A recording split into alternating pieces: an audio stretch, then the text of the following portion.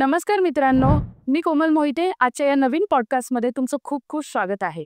आपल्यासोबत आज अशी व्यक्ती आहे, ज्या व्यक्तीने आजपर्यंत महाराष्ट्रातल्या 10,000 पेक्षा जास्त लोकांच्या आर्थिक ध्येयाला पोहोचवण्यासाठी जास्तीत जास्त त्यांना मदत केली आहे. आणि आज आपल्यासोबत आहेत प्रीतम पाटील आणि आज आपण त्यांच्यासोबत गप्पा मारणार आहोत. आणि पॉडकास्ट तुम्हाला शेवटपर्यंत बघायचा आहे, कारण त्यांच्या आयुष्यामध्ये घडले नवीन नवीन बदल ते आपल्यासोबत शेअर करणार आहे.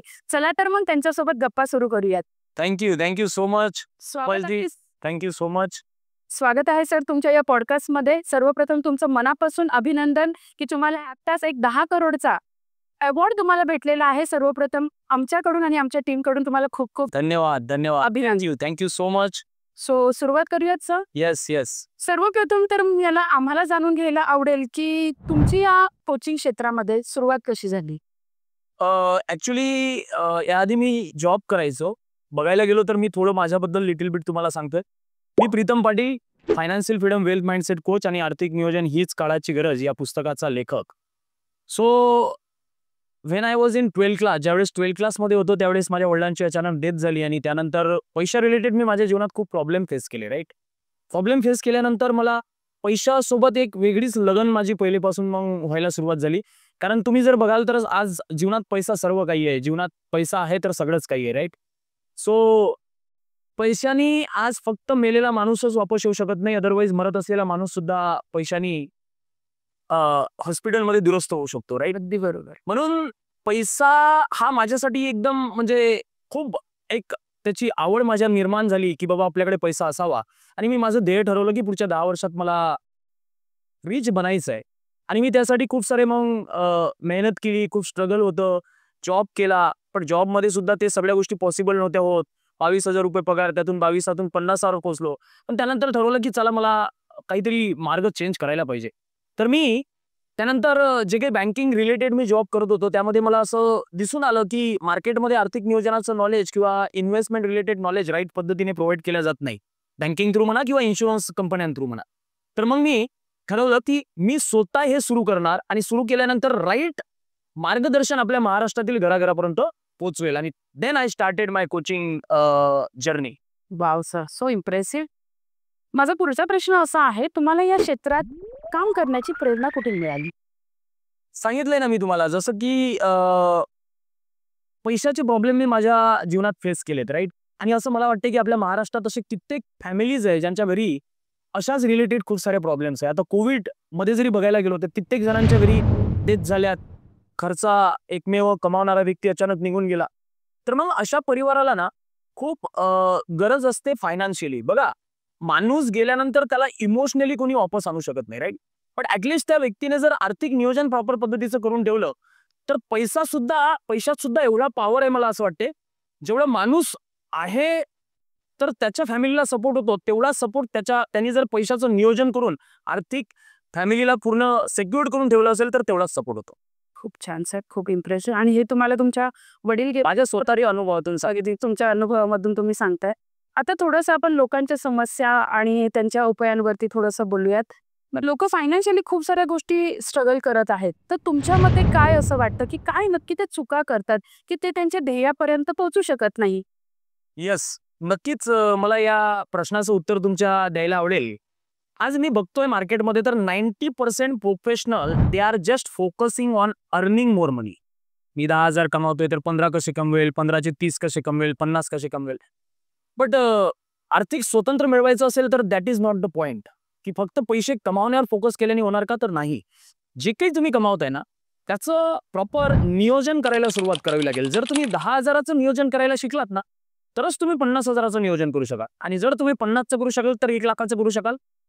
पण तुम्हाला 10,000चं जमलं नाही तर तुम्ही 50,000, 1,00,000, 2,00,000 रुपये कमावल्यावर त्याचं नियोजन तुम्हाला जमणार नाही. म्हणून महत्वाचा प्रॉब्लेम मार्केटमध्ये हा आहे की पैसे कमवायला सुरुवात केल्यानंतर त्याचं नियोजन, ज्याला नियोजन जमलं त्याच्या जीवनात तो आर्थिक स्वतंत्र नक्कीच मिळू शकेल. वा, सो इम्प्रेसिव्ह सर. माझा पुढचा प्रश्न असा आहे, अशा कोणत्या 3 सवयी लोकांनी आपल्या स्वतःमध्ये अंगीकारल्या पाहिजेत जेणेकरून त्यांचा फायनान्शियल जो काही स्ट्रगल आहे तो ऑन ट्रॅक येईल? तुमच्या मते काय वाटतं?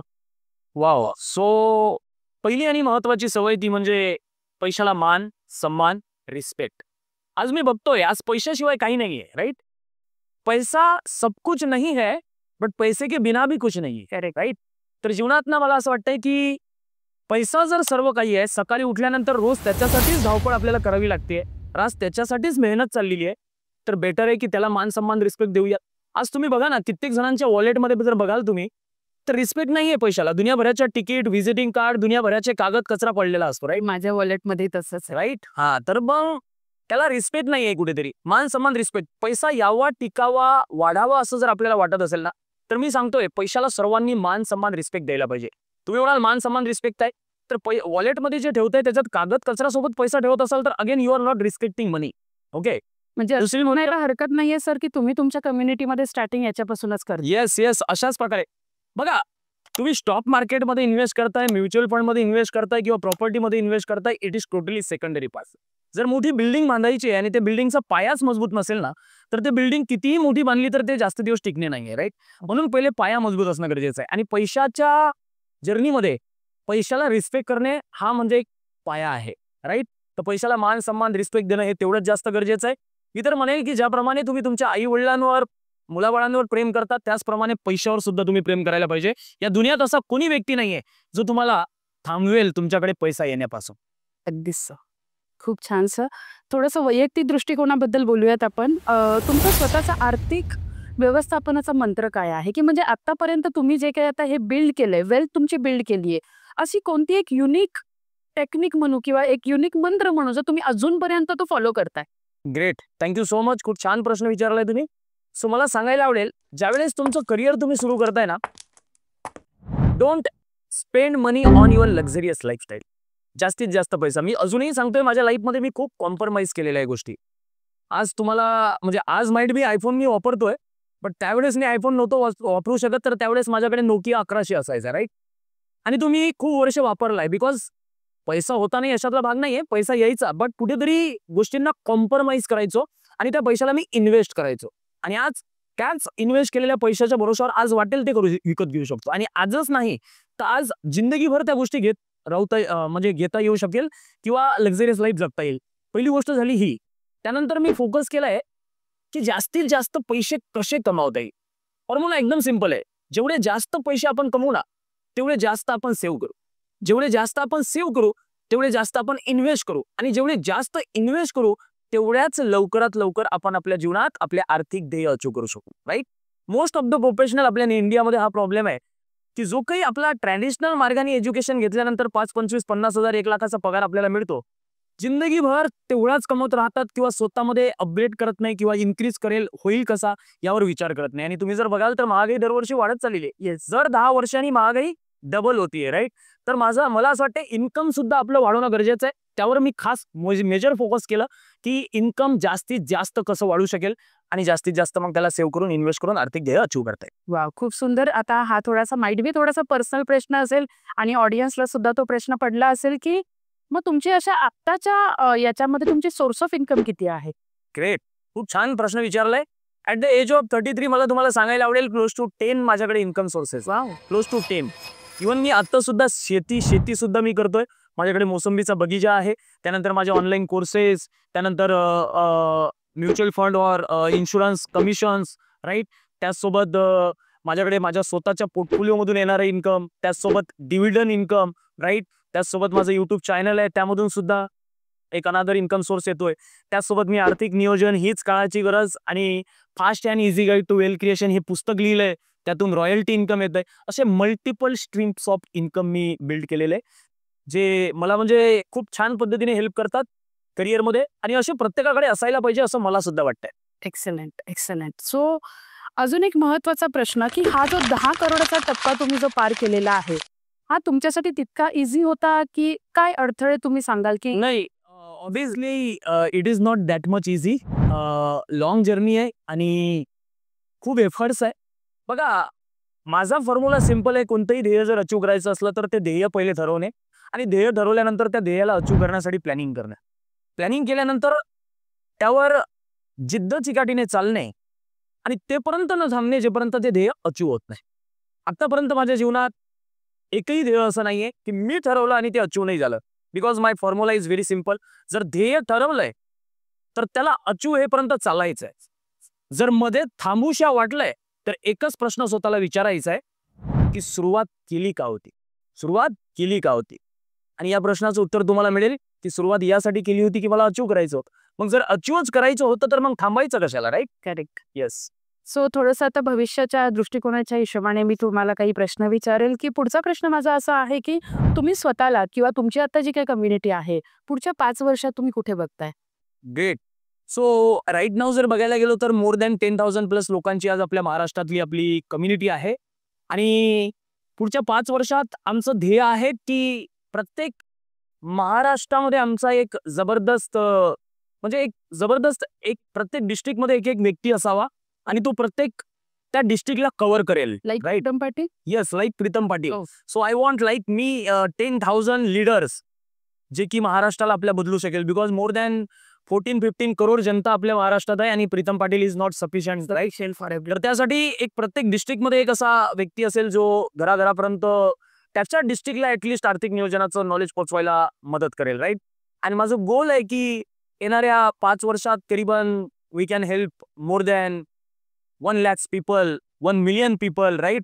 आणि प्रत्येकाला आर्थिक स्वातंत्र्य लवकरात लवकर मिळवायला मदत होईल. ओके. आता एक लास्ट आणि छोटंसं तुमच्याबद्दल असा एखादा काही किस्सा जो तुम्हाला थोडासा कधी आठवला तुमच्या या जर्नीमधला, की तो तुम्हाला असं फनी वाटतो, की अरे हे जरी आठवलं तर तुम्हाला फनी वाटतं, तुमच्या सेशनबद्दल असेल, तुमच्या कम्युनिटीबद्दल असेल, ते तुम्हाला छान वाटतं आजही, तो आमच्यासोबत शेअर करायला आवडेल तुम्हाला? Thank you so much for asking this questions. Actually खूप छान आन्सर देईल याचं मी. ज्यावेळेस या माझ्या बिझनेस बद्दलचाच किस्सा मी तुम्हाला सांगतोय. ज्यावेळेस मी सुरुवात केली होती ना, त्यावेळेस मी सेशन घ्यायचो आणि सेशन घेऊन आय चार्ज ओनली 999 रुपीज. आणि त्या 999 रुपयामध्ये ना पुण्यासारख्या शहरात मी लोकांच्या घरी भेटायला जायचो. अरे. आज मला त्या गोष्टीचा कधी कधी हसा येतो की मी इंडिव्हिज्युअली प्रत्येकाच्या घरी जायचो आणि घरी जाऊन त्यांना आर्थिक नियोजनाबद्दलचं महत्त्व पटवून द्यायचो. आणि एका दिवसात कमीत कमी मी 3-4 लोकांना भेटायचं. आणि आज 1000, 500, 1500 लोकांना ॲट ए टाइम झूम कॉलवर एका दमाने गाईड करता येतं, राईट? म्हणजे जर्नीची सुरुवात एकाच्या घरी प्रत्येकाच्या घरी जाऊन झाली होती आणि आज ती सुरुवात कुठच्या कुठे पोहोचली. तर मला आज ते बघून हसा येतो कधी कधी, राईट? अच्छा. आणि लास्ट मला हे ऐकायला आवडेल, जर आज तुम्ही या फायनान्शियल इंडस्ट्रीमध्ये नसता, तर मग तुम्हाला कोणत्या क्षेत्रात जायला आवडलं असतं? वाव. सो मला शेतीबद्दल सुद्धा आवड आहे. अजूनही मी शेती करतोय आणि नक्कीच मी जर शेतीमध्ये गेलो असतो तर मी अगेन त्याच्यामध्ये पण कोचिंग रिलेटेडच काहीतरी सुरू केलं असतं. बिकॉज आज शेतकरी जरी म्हटलं तर they are doing good, but कुठेतरी शेतकऱ्याला सुद्धा अजूनही गायडन्सची गरज आहे. अशा प्रकारे अजून चांगल्या बेटर टेक्नॉलॉजीजला वापरून आपण शेती करू शकतो, चांगल्या प्रकारचं उत्पन्न काढू शकतो. बिकॉज आजही मी खूप सारे शेतकरी असे बघतोय की खूप मोठ्या मोठ्या जमिना आहेत बट पाहिजे तसं उत्पन्न निघत नाहीये. सो त्यासाठी सुद्धा गायडन्सची गरज आहे. आपल्या महाराष्ट्रातील प्रत्येक शेतकऱ्याकडे अजून गायडन्स मिळो, वाढो आणि त्यांच्या शेतीमध्ये अजून इम्प्रूव्हमेंट हो. मी पण एक शेतकऱ्याचाच मुलगा आहे, मी पण अजूनही शेती करतोय. तर शेतीमध्ये पण मी नक्कीच म्हणजे मला इंटरेस्ट आहे. I am doing that right now also. Thank you so much sir. आणि अगदीच ज्या पद्धतीने तुमचा स्टडी मी केला आणि त्या पद्धतीनेच तुम्ही स्वतःला प्रेझेंट त्या पद्धतीने केलं आणि अगदीच खूप छान.